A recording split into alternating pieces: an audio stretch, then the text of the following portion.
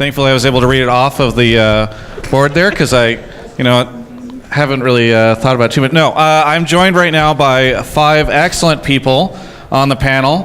Hopefully, they'll all be able to see me as we lean over to talk to each other. What good fortune to have so many people on one panel. I'll go ahead and let everybody go ahead and introduce themselves down the line, and then I'll introduce myself at the end, and then we'll get right into it. So, without further ado.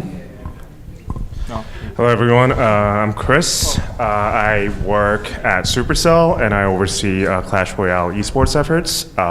Translated, we have a bunch of leagues going on this year, and I would be kind of the commissioner role if I were to translate my role into that of traditional sports model. And before Supercell? Before Supercell, I was at Riot, and before that, my past life, I used to be a management consultant. Very good. Johannes Waldstein, founder and CEO of Fan AI, and we do audience analytics for teams, leagues, brands, and sponsors. What that means is that we can see who the audience really is in terms of what their jobs are, what they spend their money on, and we help brands and sponsors find the right teams and the right leagues. Nicola Piggott. I'm one of the co-founders of the Story Mob, which is a communications consultancy dedicated to esports, the world's first communications consultancy dedicated to esports. Formerly, I headed up esports communications at Riot, worked there since 2012. And we're a very happy client of Story Mob. So there you go. I will pay you later.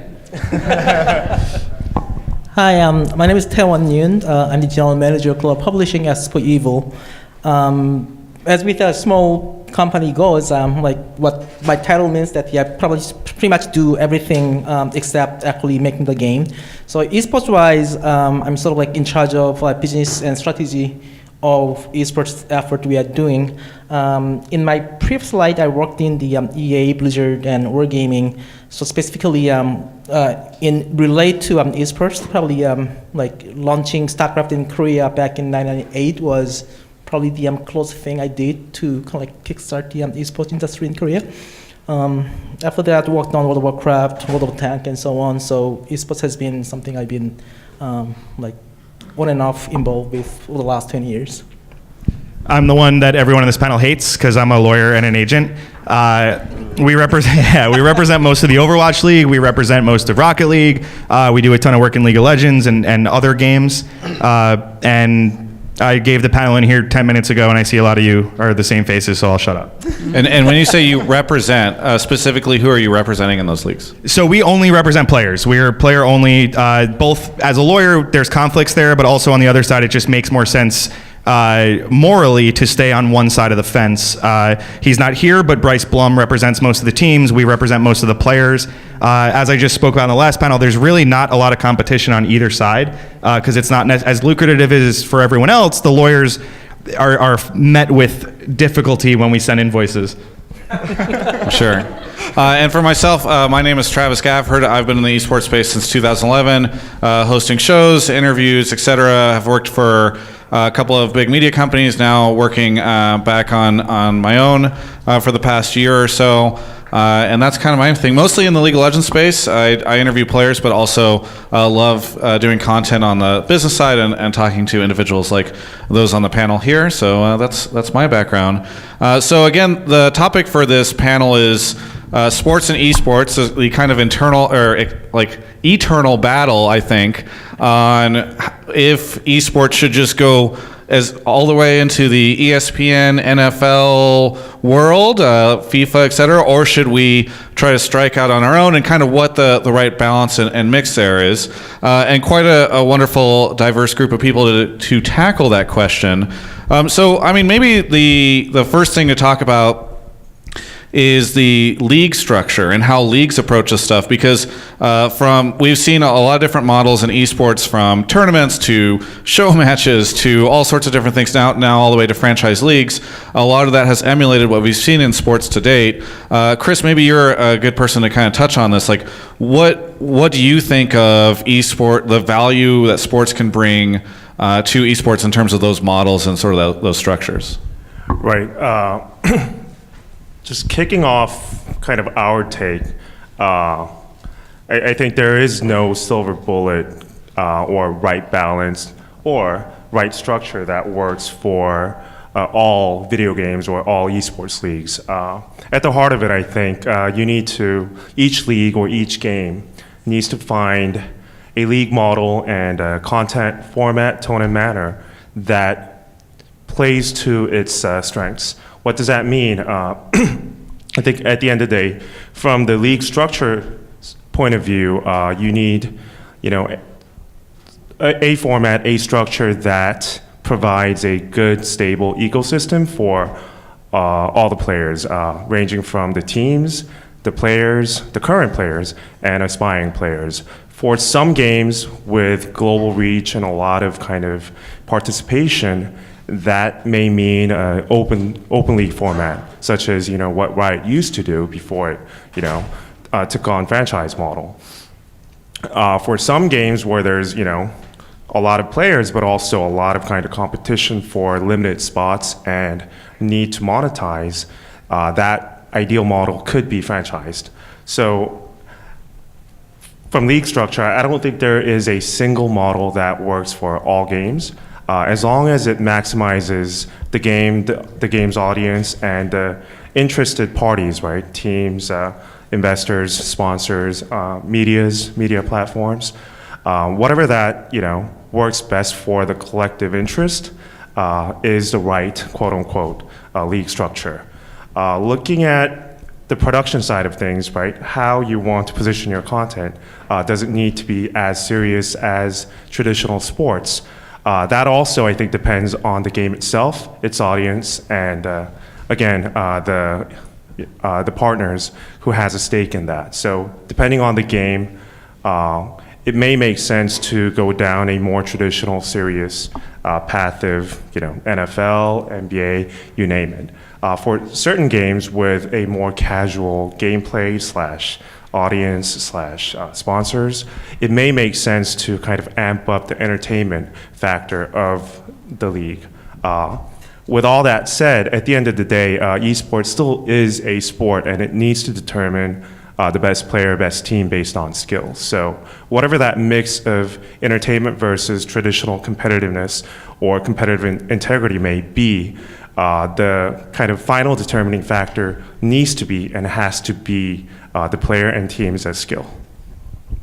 I like what you say there because it kind of reminds me of Hearthstone, which I think has taken a very different tact in terms of content and structure than what we've seen in something like League of Legends or Overwatch League, for instance, and I think has found a lot of success and has been able to differentiate itself that way. Taewon, do you agree with this? I mean, what is sort of your take on the way that from not just a structural but also from like a content perspective and production perspective, like balancing entertainment with sport and competitiveness with fun moments? I mean, what do you sort of think about all that? Well, that depends on, I guess, how you define esports. Like, the thing is that there is no firm definition of esport at all. Like, some people think that esports is just something that, like, as long as it's on TV or on streaming, it's an esport. Like, I model our own esports over, actually, like, I use the FIFA and soccer as a lot of, like, reference to come up with a model, how we structure the entire system, business model and everything. But one thing I totally agree with Chris is that it depends, right? Like, what sort of stuff that you will be like looking after, like what you will be using as a benchmark. I use the word benchmark because like initially when you were studying on esports, we were trying to come up with something that didn't exist in the past. So we had to use something as a reference point. One good example would be initially when StarCraft 1 match and tournament was going on, the model we were kind of like using was WWE, because like it was a one-on-one competition, and then like we wanted to create a fandom around a specific player, so we wanted to create a storyline and whatnot. So the competition itself was a like genuine fight between the players, but the like syndrome, the content we wanted to create around it was modeled after WWE. So, but that doesn't work with Vainglory as a mobile title at all. So that was why I'm kind of like using as FIFA as a like benchmark for that one. Ryan, it must be interesting. We're talking a little bit about like WWE and sort of how you build these players. You are actually working directly with these players. I'm sure you're having conversations with them about how do they build their brand, like what is the story they're telling about themselves. From a player perspective and kind of working with players, like what do you think of all this? Like, are they gaming influencers that are on Twitch streaming and their main goal is just to sort of showcase the games? Or are they athletes that are trying to build their brand so that like a Nike will want to activate with the way they do with like a Michael Jordan? I mean, how does that work for you? It's difficult because we basically I will talk. We basically treat Twitch like their retirement plan. Streaming and their brand is their retirement plan. Do you want to win this year or do you want to build your biggest player base? Because it's two different lifestyles. You cannot be on an esports team in 2018 and be a top streamer. It is impossible. We've seen it implode for people in the Overwatch League. The schedule for a pro player right now is too grueling. It's 2 hours at the gym, then you go scrim for 6 hours, then you eat dinner together, then you watch VODs for 3 hours, you go to sleep and repeat. You don't have friends, you don't have a relationship. To throw streaming in a way where you have to be a personality and be on is different than streaming while you're being your best you. All my players tell me they cannot compete at their highest level while they're streaming because chat bothers them or they're trying to be funny or talk or whatever. There's very few players that can do both at the same time. Very few. There's also very few players that get there's a life after esports. As I said on the last panel, we brought every one of our Overwatch players out and to discuss their 5-year plan. What are you doing right now to build your best you?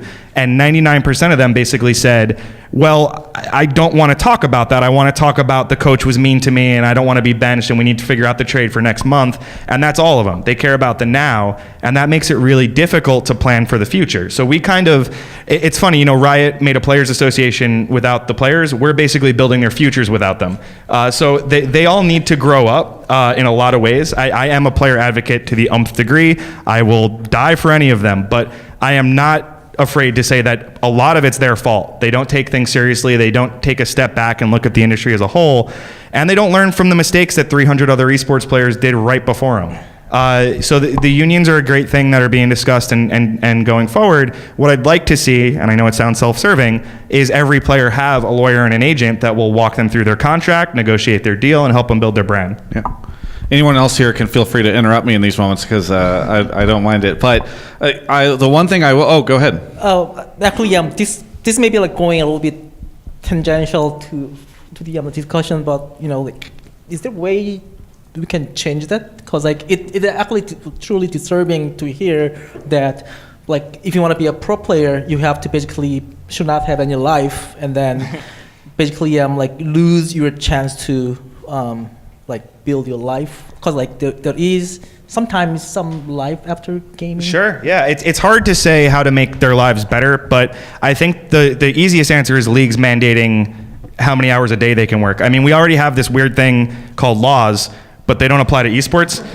So child labor laws are completely ignored, overtime laws are completely ignored. But just even looking at those ones, they're written down somewhere. You can check them out. That would be great. But as I said in the last panel, although he's here now, so I say this very begrudgingly, Noah Winston and Gerard Kelly basically a couple years ago had a race to see who could make a more player-friendly contract. And it came from a genuine place. And I think that overnight put North America, because the second they did that, for all the other orgs had to do it too to kind of compete to get the top players still. If you look at a North American contract today versus a European one, it is night and day. European players are treated way worse as a whole. Now, I'm sure there are exceptions. As I said, Splice is a great org and there's other orgs over there. But there's a lot of orgs that the status quo over there is they don't have to do better. There's just not a better scene there. Asia's the same. North America is 5 years ahead of the rest of the world in terms of player rights.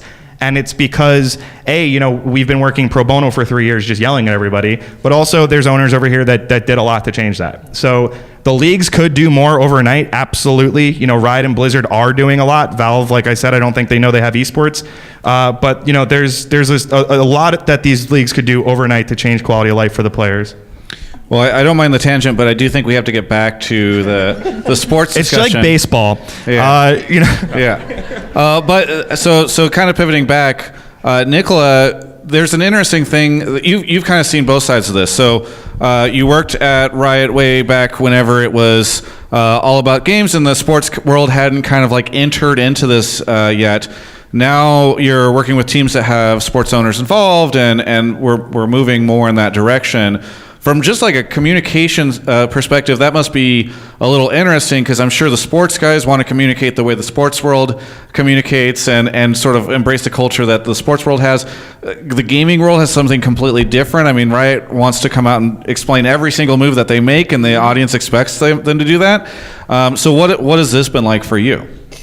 It's been wonderful. Thank you for asking. I think that the communication, let's start over. So esports is such a young industry. We lose sight of that, especially when we're thinking about the good old days when, players were sleeping in closets or whatever it was that they were doing. But it's still really in its infancy, and I think you feel that the most keenly in communications. I would say that, right, because I'm in communications, but I think that that's sort of a universal truth. So one of the things that we've seen particularly is people not appreciating what makes esports as unique. And to your point, which I thought was great, is the word sports even a label that's applicable, or is it just the closest thing that we can use to apply?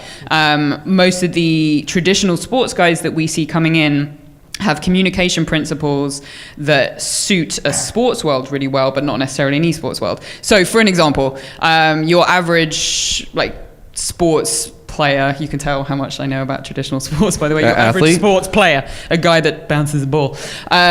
So your average traditional sports athlete, let's say, will have, been trained up from a pretty young age, right? They may have gone through Little League, through college sports. They'll have been trained and mentored along the way. They'll have been given media training while they were in college. They'll have been talked to about their brand. They'll have a team of people around them by the time they enter the major leagues. And that is just not the case, right? For your sort of star mid laner who's coming in from the solo queue world. There's good and there's bad to that, right? The good is that your esports athlete is more tuned in mentally, socially, with the audience than any other traditional athlete potentially could ever be, right? They come from that world, they connect with their players, with their fans directly, often literally, they're streaming and talking to them every night. They're talking to them on social media. So you have such a close and intense connection. But what you don't have is that sort of sheen of professionalism that everyone's looking for, right? That, how to deal with a crisis and not go on Twitch and rage about it, how to, handle yourself after a loss, how to, tell your story in a way that's maybe befitting some of these bigger sports organizations. So I think, I will say that most of the people that we work with from a traditional sports world appreciate those differences about esports athletes and the esports world and try and bring them out. But you do see people trying to apply rules that don't necessarily make sense. And I think, to your point as well, I think the esports world as a whole is obsessed with transparency, right? We want to sort of strap a GoPro onto every exec and explain every decision that we make. And that's because the audience demands it, right? They demand to know what's going on behind the scenes.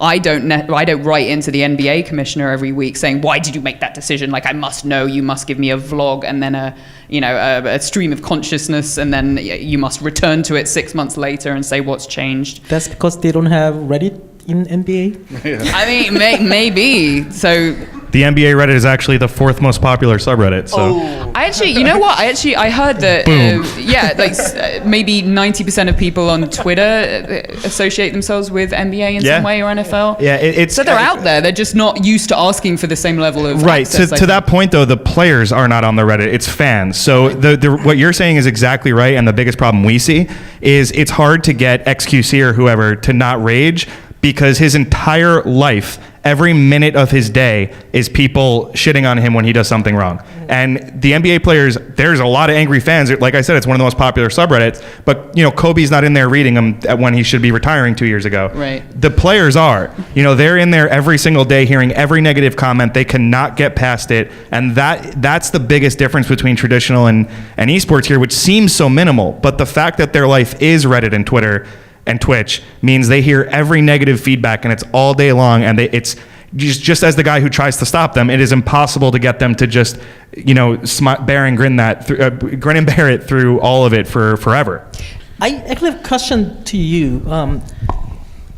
It's not only the players. Well, a lot of times, actually, like game developers, company, ourselves sometimes overreact.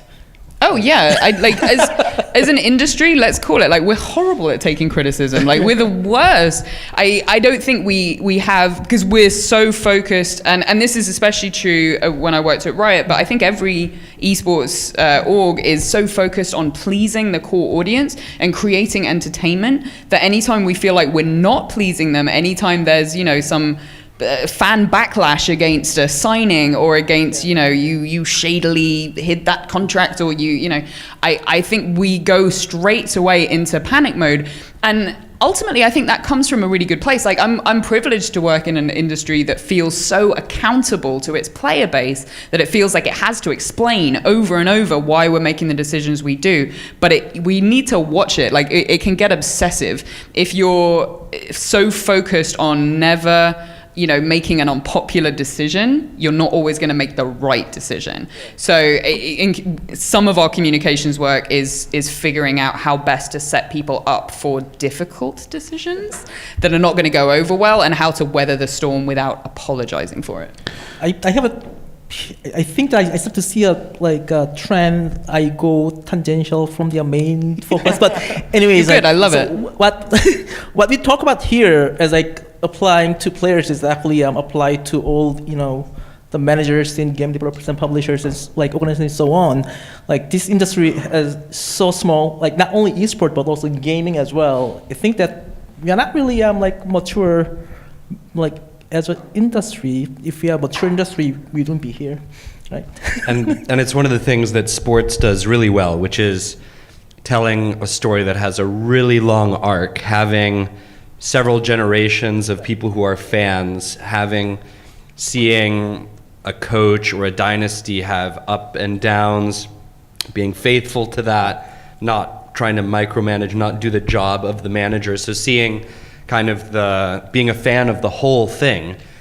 One of the things that we see from the data is that the perception that brands and sponsors have of this industry is really wrong, that the demographic, the earnings, the education is very different from what you would expect. Even just the word endemic and non-endemic is sort of saying there's some brands that are welcome and the non-endemic brands aren't really welcome. They're not of our house. But you never hear a college football team say, oh, this sponsor is not endemic to us. If they're part of the growth of our university or of our sport or of the NBA, they're welcome. So I think one of the things that you're touching on in communications flows out also into the way you embrace partners, is not saying we have some magic esports dust here, you're not worthy, but saying how can we build a partnership that's good for our fans, good for the publisher, and good for the sport longer term. I put a lot of that down to tribalism, I think, right? So when you're part of something from its earliest years, you're so protective over it, you don't want anything to come in and spoil it or water it down or, change it in a direction you're not happy with.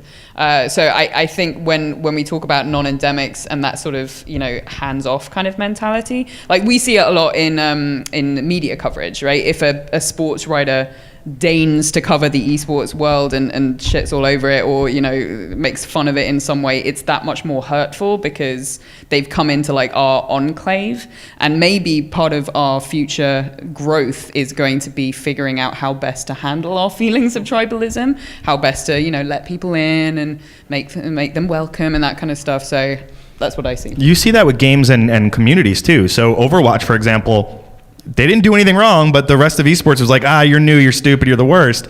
And that's not reality. I mean, that's silly. When I came in as a lawyer, I'm a silly lawyer. My avatar is a cartoon character, and I scream about player rights because it's stronger than yelling at an owner. Because exactly what you said, they care more what Reddit and Twitter thinks than what I think. So fine, come here, Reddit and Twitter. Let's talk about this.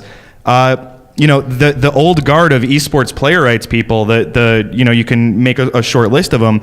They all still don't like me because I'm the new guy and I don't understand what they've been doing for 15 years, and I couldn't possibly respect them enough or understand enough. And it's beyond frustrating because we're in here from a good place and there's players coming in from a great place and there's new games coming in that are great, but the people that have been on Twitch a year longer feel like they own it, and it's a very silly mentality that they don't want to see it grow. It is actually really funny to see those behaviors from my point of view. Last December, I think I was at one of the conferences in London, and then someone was talking about his traditional esports. I'm like, what traditional? This is to us, I think that everyone should agree that the esports is just starting to shape, and then we don't even know what it really is, what its future form is, or what kind of format it's going to have. When there is no such thing as esports, how can tradition can be made? And traditions, it's traditional sports too. If you show up to the bar in a Jets jersey in New York, you're welcome to drink with us and I will buy you a beer. If you show up in a Patriots jersey, I want you to die. And that's how esports should be, rather than, oh, you like this different game, so now you're an idiot. Right. I don't hate soccer fans, although they're obviously worse. It's just, it's a matter of this whole this is mine doesn't exist in traditional sports. One of the things I want to ask you guys, and maybe we can throw it to Nicola and then Chris, and you guys can talk a little bit about maybe how both together how Fan AI kind of thinks about this too. But so coming from this gaming world, there's this interesting thing where Cloud9 puts out this series of communications before their games in League of Legends, and there's a lot of bathroom humor that gets involved in those when they release them. It's the type of thing where back in 2013 or 2014, I would have just laughed. Now I'm kind of I wonder if this is borderline. The world is changing. And so not only do you have that, there's also the demand. We talked a little bit about this with transparency. Mostly I just want to talk about Noah Winston and In-N-Out parking lots, but just sort of the desire for to have that type of content and have it be so transparent. And is there a point in time where there's too much transparency in esports, where we're holding ourselves back as sort of the sports world comes in? Is it important to preserve those moments of kind of the realness of all this? And I'm just kind of curious, especially from a comms perspective, but maybe how much the leagues think about this stuff and publishers as their players want to be themselves, and sort of how you think about things from a brand perspective, how you guys feel. Okay, I'm going to try and unpack some of that apart from the In-N-Out parking lot thing, which not touching that. So I think what you're asking about it is professionalizing, right? Does that strip away who we are as we get more and more and professionalizing is a strong term for it, because there are elements of this that are still fine within the gaming world, but sort of that caliber of brand that sports demands and that kind of thing. So it's interesting because I think professionalizing can often be used as a term to just describe stuff that you don't like, right? If you're calling somebody unprofessional, it means that they're not necessarily not doing their job well, but they're making a decision that you don't like, right? There's a whole argument in Overwatch right now about teabagging a dead opponent. Whether or not that's professional, I have no idea. But whether it's core to who esports athletes are, and that sort of that little bit of extra spice that we bring, is arguable, right? So we work with players all the time, and I think that the what people would expect my job to be is that we come in and media train these guys so that there's zero risk, very homogenous, PR machines that just say the right thing and never teabag anybody. But that's unless it's vanilla, and then it's fine. Absolutely. But that's not the goal, right? Because if we did so, arguably we'd take away a lot of their earning power, we take away a lot of their fan potential. I think that our constant struggle is to define esports' authentic voice and to preserve it. Like, there's a reason why this became as popular as it was, and it's not just because we all like seeing like sick plays, right? We love that, but at the same time, we're all passionate about this for a reason. Like, there's something that drew us together that's very profound, and what we need to be careful of in its next stage of growth is that we preserve the important parts of that. So for me in communications, that's all around like an authentic voice, right? An authentic player voice, authentic owner voice, and authentic league voice. It can really vary from league to league, player to player, but the last thing we want to do in the interest of growing up is to forget who we are. That sounds so profound. It's not, but I think that we need to, work out how to make things smooth without making them bland.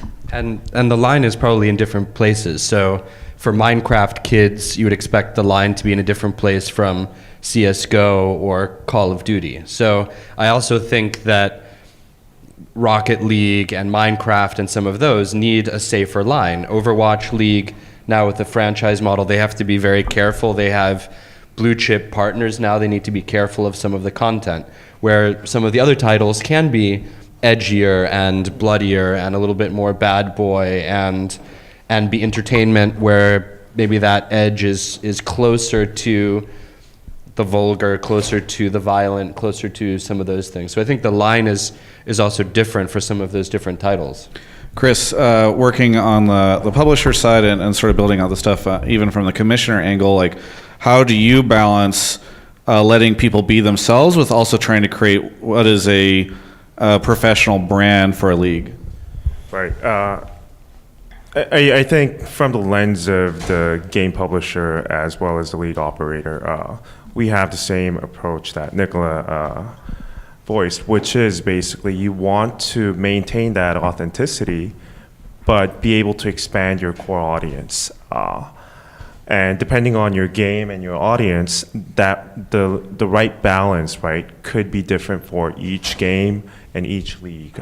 So I know that really sounds like something management bullshit, but going back, what we try to do again is find that right level of authenticity and truthfulness, which is sometimes hard to maintain because the audience for most of esports and video games are very used to the raw communication these players and streamers and these community have. So the challenge is, how do you maintain that rawness, the emotional, authenticity, while still kind of managing some of the less, well-mannered or polished edges off of those, content to, brand equity to positioning, all of that. And do you have moderators, or how do you kind of find where that line is, and how do you enforce that line? I think that is kind of an ongoing exercise, for League and now, for Clash Royale, two different companies, very different kind of player segment and what kind of each of those leagues are aspiring to be. But at the end of the day, I think it's an ongoing exercise of finding a place that, your players appreciate, your players being the audience, and your, esports organizations appreciate, and also yourself, the game publisher, as well as some of the partners like blue chip sponsors. So it's an ongoing exercise of kind of open dialogue and, almost infinite feedback loop where you just keep on iterating until you find a comfortable place. And I don't think we're there yet. I don't think any league is there yet. It has to be, oh, sorry. One thing I'd like to contradict a little bit is that I think that we should differentiate authenticity and just being jackass. And a lot of that happens in esports. A lot of it happens that in Twitch. If you watch any of the esports tournament that broadcasted streamed on Twitch, and look at chat rooms, right? What happens? What you see, to me, it is actually one sign of where esports needs to get out. And then I think that's something we should kill. I mean, I'm not talking about killing teams. I'm talking about like that being a like rude, being as part of the culture that should not be allowed. Like swatting is a good example. And also time and like age also changes over time. Like in game industry 10 years ago, I still remember the weirdest party I've been to in developers was this company from Iceland. They hosted a party in GDC. The theme was bondage. No one bothered. That was 10 years ago. Now Microsoft got into big trouble when they had like some of the guys who in game industry, from game developer industry, you should understand what I mean. So as time changes, what is okay and what is not okay changes as well. And then I think that we are in a inflection point from a cottage or like, tribal. Like this is another example of being esports community being tribal as well. I think that this is something we need to get out and definitely grow a little bit. Yeah, exactly what you're saying. Like, talk about the difference between traditional sports and esports. When you're coming up in esports when you're coming up in traditional sports, there's not someone yelling at the N-word at you constantly. There's not someone yelling homophobic slurs at you constantly. Are you sure? Yeah, whatever. I mean, like seriously, it is sexist, it's racist, it's nonstop. Anytime I log into a game, that's what the voice comms are. And until games start putting their foot down about that, I mean, I don't want to hear a First Amendment argument. That's not what the Constitution's for. And second, it doesn't apply to private games. I mean, we're not getting into that. But in all seriousness, like, you type in the N-word, you should be permabanned. Like, no game does that I'm aware of. And there needs to be way stricter lines about what's okay in this community and what's okay with this industry. I agree with you about professionalism. And I think our end of the definition changes a little bit, but we are not a professional industry. We allow so much stupidity to go on, and to pick a random Overwatch player who's done something that 300 other players had done that day and say, yo, Carpe, you're the bad guy now. It's ridiculous. It's utterly ridiculous. We need to see the community be policed a lot better, because if some guy goes to Staples Center and starts yelling the N-word nonstop, he's out by security in 13 milliseconds. So it doesn't work here. It needs to change. I think there's a tendency to stray away from the sports discussion with this panel. I brought it back. I agree. Staples Center. I agree. I think everyone will agree no racial slurs should be allowed. I'll give you an example of something that sports players do that esports players don't do. So how many times have you struggled after a loss to get an interview with a losing team? Yes, this is a great. Thank you, Nicola. You're welcome. Yeah. Like that is one of those things like that is a bad habit, right? That's not something that's endemic to who we are. That's just players being precious and not wanting to talk about a loss where they should, right? Because those interviews, to me, the ones that you did, the ones that other people did, are the most interesting, because you get to see a player, really break down what happened. You get to see them not at their blustery PR best, but more often than not, they're allowed to sidestep those things, whereas in traditional sports, they're not. So that's just one example. I don't think that sports is like this perfect template, but I do think there's a lot of stuff that we should be cherry picking from the 200 years worth of history that they have in order to make our sport better and more meaningful. And that's just one example. So I'll pose this a little bit to the panel, since I think everybody's gotten pretty comfortable and can grab whatever question they want. But there's an interesting thing happening as we see more and more leagues move towards franchise models, where you have two different types of people or organizations applying. You have people and teams that are from traditional esports background. They say, like, I've been around with my esports organization since 2007 or 2005. Like, I used to be a Quake player and I founded this thing. I know esports more than anyone.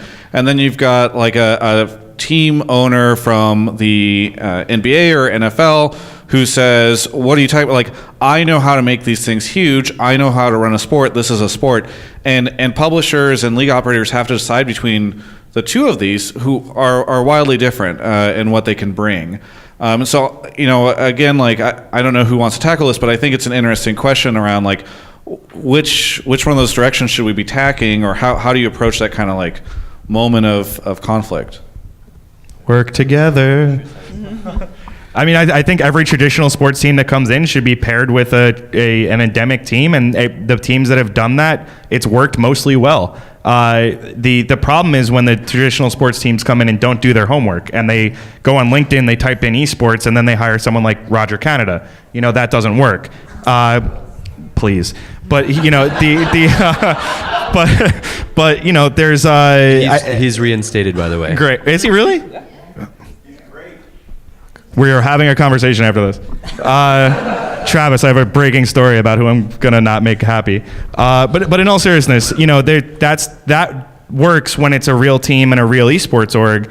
It's worked 100 times already. So that's what I would like to see.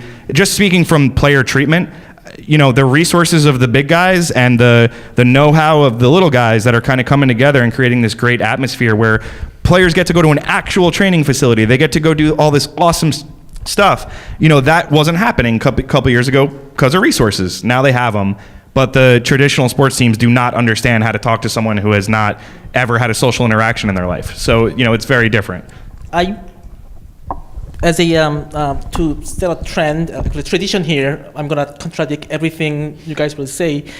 So instead of work together, I think that we let them compete, just as we compete. Riot Games, like Blizzard, like even though I'm in a small startup, this is how you grow, develop. Like you try out everything possible, and then something you never tried out in the past. I've been in and out of esports 20 years. I don't think I know anything, right? I'm just trying out. I'm trying to learn from someone else doing something different. Esports, that's why I'm saying it's a benchmark and reference. Sports is a great reference for esports. We learn from their, what they do well, and then we also try not to repeat the same mistake as sports made. But eventually, what will be the right format, I think that we are still trying to figure it out. So let's compete. How do you look at pro sports investors versus endemic teams coming to Supercell? Right. Being put on a spot here. I don't think there is a right answer. So I don't think it's just,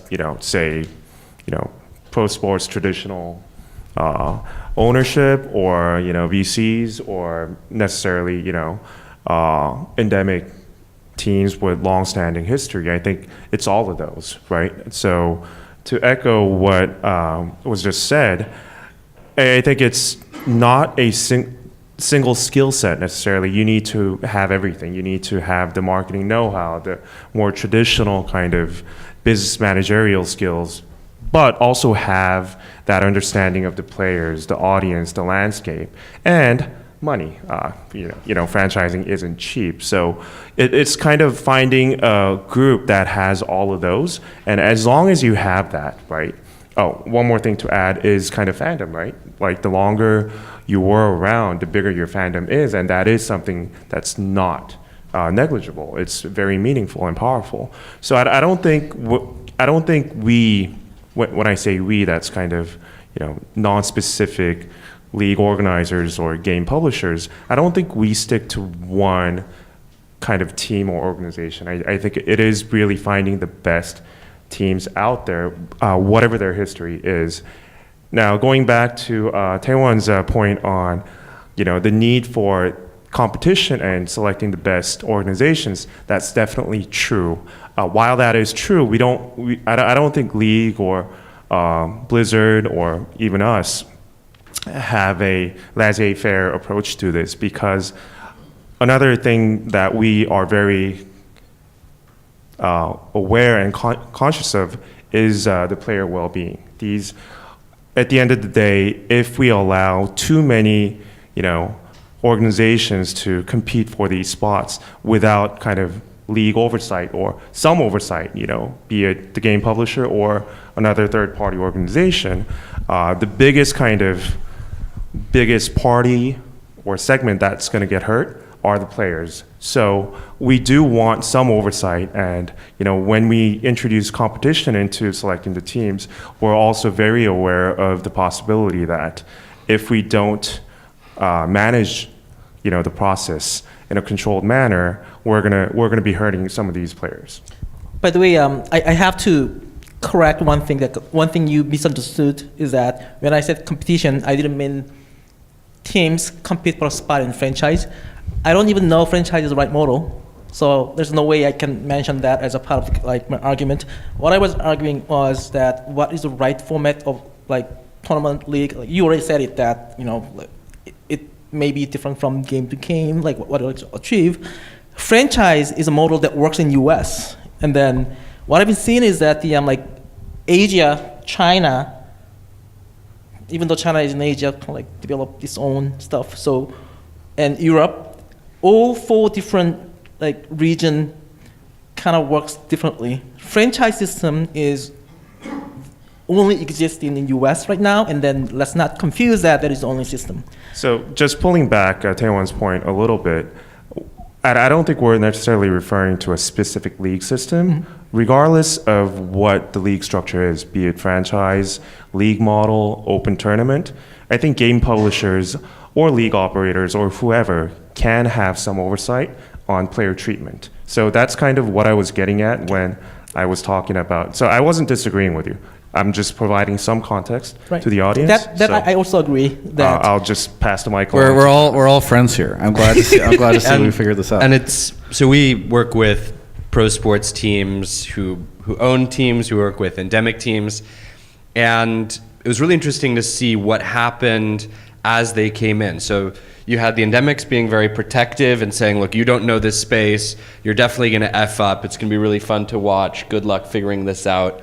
You have some of the pro sports teams coming in saying, look, we've been doing this forever, we're going to sign up sponsors like this, you have no idea what you're doing. And then both sides kind of realizing, wait a second, we're not 100% right here, maybe we should collaborate, maybe we shouldn't, maybe there's a fight. So you see this really interesting dynamic now where they're trying to learn how to work together, and some of the preconceptions and assumptions that they had on both sides are wrong, and some of those are being worked through, and where they're being worked through, really good things are coming out. The last question, we only have a couple minutes here to end with, but I wanted to squeeze this in given where we're at. Universities and colleges all over the place right now are looking at esports as an interesting feature to maybe add to a portfolio of things that they have. All these universities basically have existing sports and athletic programs, and sort of the ways that they approach this stuff. I'm very curious if any of you guys want to speak to how you feel like universities or colleges should approach esports, and if they should roll it into an existing sports program, if they should have a similar scholarship situation, like just any general thoughts on esports in the collegiate world. Yeah, I think a lot of the colleges, that have been doing it already with scholarship programs and everything else are incredible to see. I think what I think that the public doesn't really look at it how I think it'll work, where it'll be a place for pros to kind of retire and figure out the next step of their life. You can go to college on an esports scholarship, but you weren't good enough to be an LCS one more year. It's a really interesting way to look at it that way, where instead of it, I don't think it'll ever be the minor leagues that a lot of people want it to be. I think that most pros are done by the time they would have graduated college. But on the flip side, if you go into LCS or you're almost there, or you're in contenders and Overwatch and you're almost there, I think it'll be really easy and interesting to go get a full ride to a college and compete in the college level while you get a degree and figure out your life. I tend to think that, and this may be unpopular, but I tend to think that esports in college is much more about community than it is about competition, right? So I think the leagues, college leagues, should really exist to foster, chances for us all to get together and connect, rather than try and force, some academic competition blend that may or may not help you in your pro career, right? Or may not, to your point, be a cushion when you don't succeed. I think it's much more about bringing people together. I actually agree with Nicolette as well, because college esports, I think that it gotta be something grow out of college itself rather than pro teams, say alternative,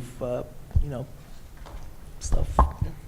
Very good. Well, I think we are out of time, so I want to thank all of you guys so much for being here. Thank you, everyone, for watching. Hope you enjoyed it, and we'll see you at the next conference, I guess.